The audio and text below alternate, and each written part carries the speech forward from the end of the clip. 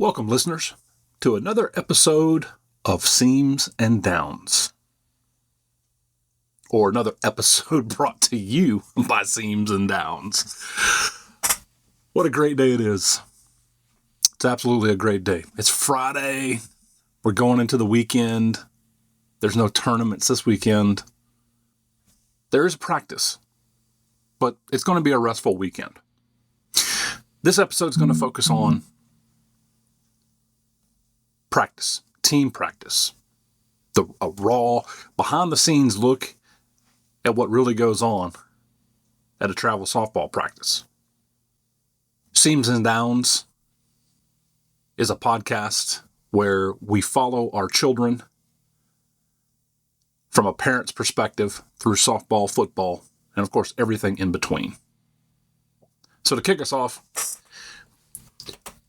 earlier this week, on a Wednesday, our daughter had practice. Now, down here in the Memphis area, it gets rather warm in late May. So you're looking at 85 to 86 degree temperatures. For some, that may not necessarily be warm, but it's starting to warm up for me. Particularly from a standpoint that it was really, really humid. I mean, dank. Absolutely dank.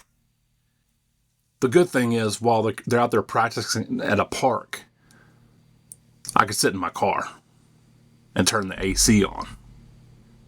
But that's neither here nor there. So Danny, my softball player, has to lug all of her equipment out to the field, put her cleats on, tie her cleats, grab her water bottle, make sure her hair's put up. By the time she gets over the barrier to start walking to the field, she's already sweating. Tell me if you know this one. You have to, because it's a real thing. But I think what's important is the atmosphere of practice. Now, I'm sure all softball parents can relate. Again, each team is different. Each practice structure is different, and it's based on coaching.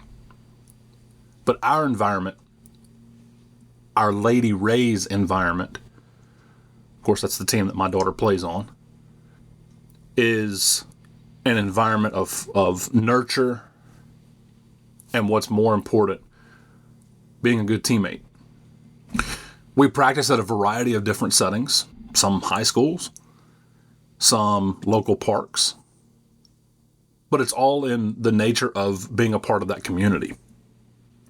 So if you heard what I was saying about having to park and sit and the temperatures on Wednesday were, already just steaming, and with it being in the afternoon, just the mosquitoes are coming out. There's trees everywhere. I mean, it's just dogs and cats living together. It's chaos. But I tell you what, those children, those girls, they love it. They absolutely love it. Oftentimes, when the weather is permitting and really, really nice, most of the parents will bring out chairs and they'll line the chairs all around. And of course, they're observing their children practice. From my car, that's what I can see. And in instances, on many occasions, I will go and sit and sometimes just hear the parents chatter and talk about life in general, things of that nature. But oftentimes they're cheering, they're maybe cheering quietly. Some are scrolling their phones. There's lots of folding chairs out. Again, there's no scoreboard. It's really no loud cheering that you would see at a tournament, but it's really just effort by the ladies. Drills, reps, and refinement are typically what we see at practices. Getting in a lot of reps. I don't know if there's a real structure with how the stations work, but I do realize as a parent that there's got to be structure to it.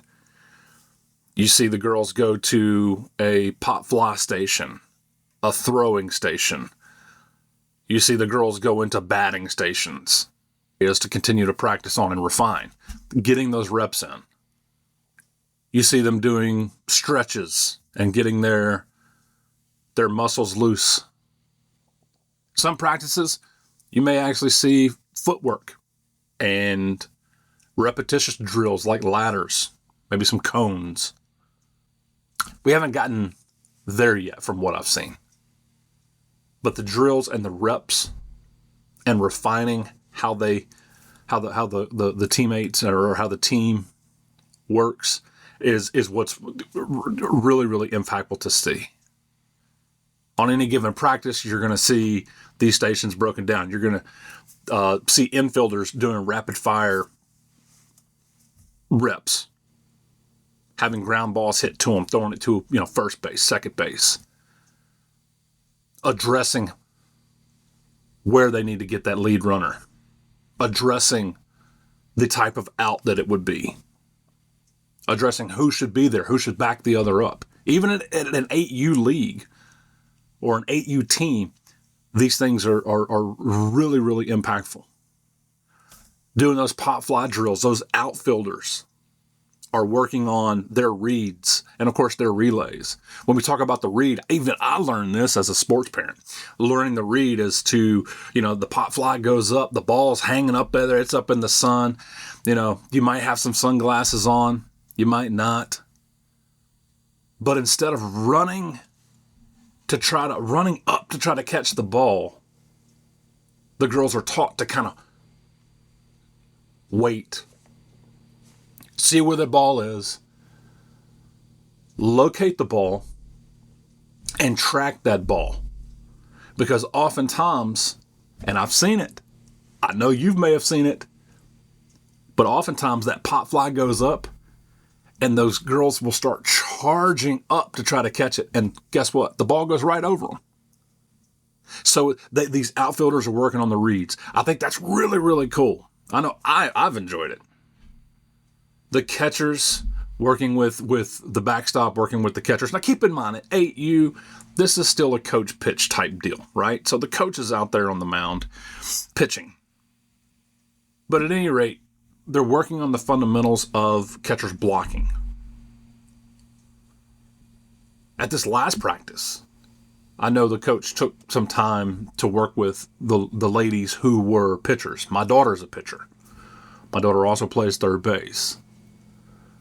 But when they play up in 10U, she actually begins to pitch. That's another episode. But I enjoy how this team focuses on the Lady Rays and the coach. And I should mention that it's Coach Brianna. There's Coach David, and there's Coach Andrea. I don't want to go throughout this episode without acknowledging them. There's also Coach Jesse. So essentially 4 coaches, 1 head coach, kind of 2 assistant coaches, 3 assistant coaches, and they focus, again, on the fundamentals and the drills during these practices.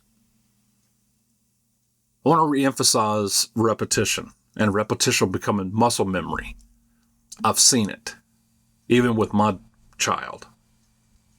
I've seen it come to fruition, and at her next tournament, she's implemented that into her toolbox. And you can see that with the other girls too. In another episode, I'm going to talk about the Bad News Bears. Because in practices, I think that what's important is that the coaches are working with how small some of these players' hands are. And a softball is relatively big.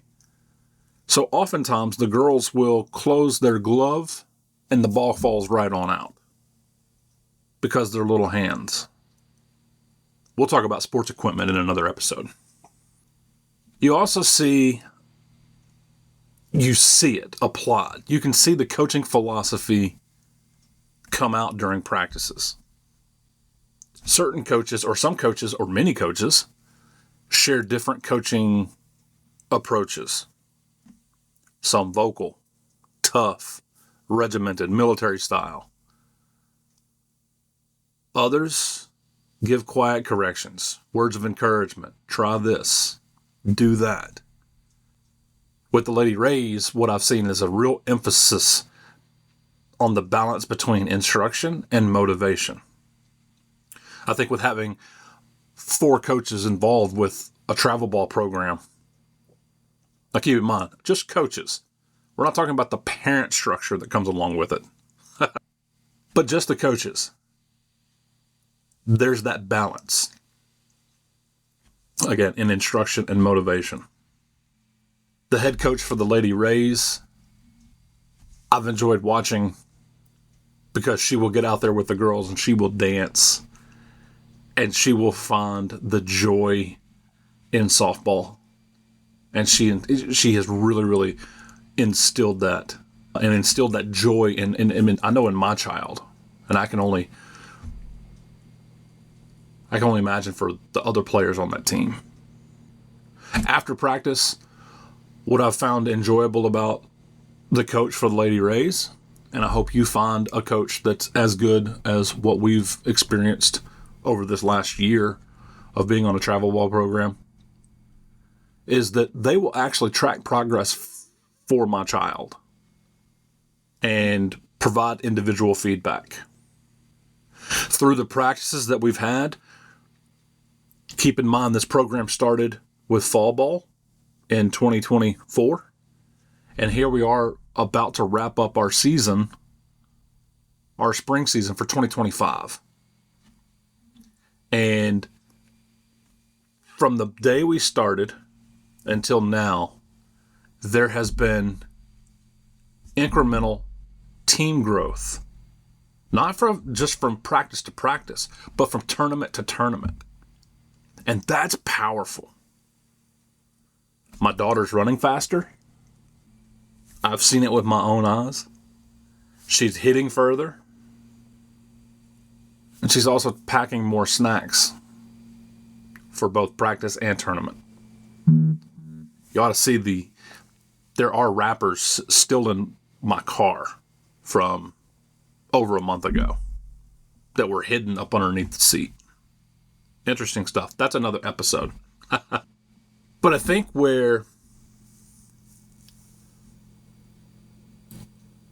this I have to ask myself, am I doing my part? You know, for 90 minutes to 2 hours at a weekly practice. And again, some practice structures are different. We've seen some extremely competitive teams. They might practice 2 or 3, maybe even 4 times a week. I know for our Lady Rays team, we practice once a week. We have a game during the week. And then, of course, we have tournaments that are predetermined or pre-scheduled. And those are typically filled up on a Saturday. But all that time and all that energy that's devoted towards practice, that 90 minutes to 2 hours, I've asked myself, am I doing what I'm supposed to be doing? Because that has to be carried off the field. It's got to be supported and nurtured, and it's got to grow off the field as well. I think that's an important piece for being a parent, watching their kid play sports. And that's particularly in a sport. I ask myself, do we as parents recognize the teaching that's happening in the grind, in practice, that grind mode? I do think that it extends beyond practice. I do think that there are teaching moments everywhere and in everything. But I think an important piece that I know that I try to reflect on is, do I, as a parent, physically recognize what's happening in the grind? We also have to look at practices from a lens of dedication, right? There's some sacrifice somewhere. Look, folks, it's summertime. Late May, the kids are already out of school here in the Memphis area. And I think what's important to remember is, for an hour and a half, 2 hours, my kid's going to potentially have to miss a birthday party that may have been scheduled during the week, or they may have to miss a sleepover, or their video games may be cut off, or, some simple enjoyment that they find might have to be sacrificed, and is often sacrificed, by going to practice. That's a realization. Those kids have to give that stuff up. I have not come across my daughter crying after a tough practice. I have not come across that yet. I have come across Danny getting into the car and she is just exhausted. But guess what? She still goes back, and so do the other ladies on her team. They pack everything up. The parents are there, and they do. They show up. I think showing up after a tough practice, I think showing up after a tough coaching demonstrates that rebound from an error. I think it demonstrates the ability to stay focused when they're tired. And what is that called? Mental toughness. Rebounding from errors and staying focused when tired. Danny got in the car on one occasion, and she looked at me and she said, "Dad, I don't want to. I'm tired. I don't know if I can keep doing this." And I asked her, I said, "Well, don't you love softball?" "Yeah, Dad, I love softball." So I told her, "Okay, well, you've got your love. You can't give up on your love. Sometimes it hurts. You can keep doing this. Do you believe that you can keep doing this?" "Yeah, Dad, I can keep doing it." It's those words of encouragement. That was a real parent moment for me after one practice. With a little encouragement, with a little guidance, Danny stayed in the saddle on softball. Parent involvement. There's some things that we see, there's some things that we don't see. We talked about it a little earlier. We may not necessarily understand why the coaches do certain drills that they do. And that's okay. I think as parents, particularly during practice, I think it's important to give the coach room to build that relationship and continue to build a relationship with the kids. I've asked myself, if I constantly interrupt what's going on in practice, what am I teaching my kid? That's why there are occasions where I sit in the car with the air on, because that coach needs time to build that rapport with my daughter in a way that she grows in the sport. I can provide the guidance off the field and that encouragement to keep doing what she was coached on doing. But it's really important to allow the coach to let that coach in and allow that to happen. Behind closed doors, we focus on trying to eat healthy, drinking water, plenty of fluids. There's a lot that goes on behind closed doors. If you want a tip to be a great softball parent, and this is what I've learned personally, cheer on the effort of the player and not just the outcome. I found that really, really important. Cheering on that effort, not just an outcome. Ask what they learned today, not just what they won or did they win. And again, respect the coaches in the process. I value practice as much as I do watching the game. As we close out this particular episode on practices, one of the reflections is that practice is where grit is really shaped, right? Even early on. 8U ball teams, but early on, this is where it's shaped. It's molded. It's instilled, and the girls are going to grow as a result of this. Youth sports aren't just about the game day. We're molding young folks into well-rounded individuals because it's about showing up when it's hot. It's about showing up when things are hard. It's about showing up and being humbled and gutting through it. Are made when no one's watching. Yeah? What's the statement? Integrity is doing the right thing when no one's looking. Maybe integrity is the champion. Because champions are made when no one's watching. Putting in the work. Thank you for enjoying, or thank you for being a part of this particular episode on highlighting practices of travel ball. There's more to it than just a 25-minute conversation. But hopefully you learned something out of this today. Maybe you've got some insight, maybe a nugget of wisdom somewhere.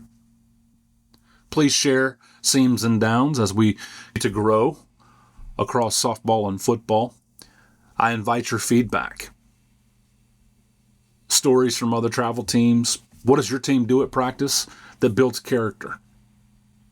Coming up, we're going to talk about tournament season and the joys of traveling to various tournaments and distances and what goes on inside the vehicles to and from.